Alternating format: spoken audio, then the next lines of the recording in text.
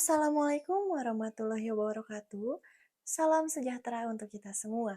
Saya Yoga Nurdipongga dengan NIM 0532633308. Prodi Ilmu Komunikasi. Tem pada hakikatnya terbagi menjadi banyak jenis. Di antara banyak jenisnya, saya akan menjelaskan 3 macam tem beserta contohnya. Yang pertama, tem universal. Tem universal ini dapat diterapkan di seluruh kelas ataupun kategori yang bersangkutan tanpa terkecuali. Dengan kata lain, tem ini mencakup keseluruhan ekstansi atau ruang lingkup dari konsep yang diwakilinya. Contohnya, manusia adalah fana.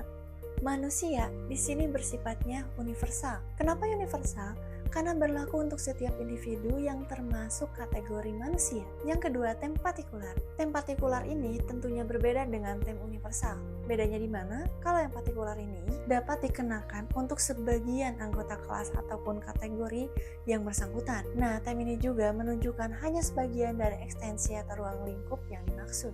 Contohnya kalimat, tidak semua burung bisa terbang. Kata burung itu partikular, karena tidak semua jenis burung punya kemampuan bisa terbang. Yang ketiga, tem singular. Tem singular ini hanya bisa dikenakan oleh satu individu yang unik dan spesifik. Tem ini juga merujuk pada anggota tunggal dalam sebuah kategori. Contohnya, Soekarno adalah proklamator kemerdekaan Indonesia.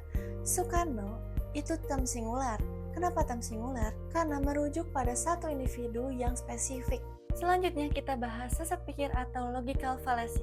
Sesat pikir atau biasa disebut logical fallacy adalah kesalahan penalaran suatu argumen yang membuat argumen itu menjadi tidak valid atau lemah. Seringkali tampak meyakinkan pada pandangan pertama, tapi ketika dianalisis, terdapat catat logika yang mendasarinya.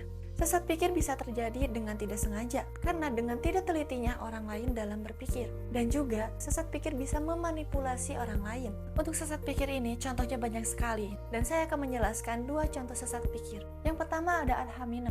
Ad hominem ini menyerang karakter pribadi seseorang yang menyampaikan argumen.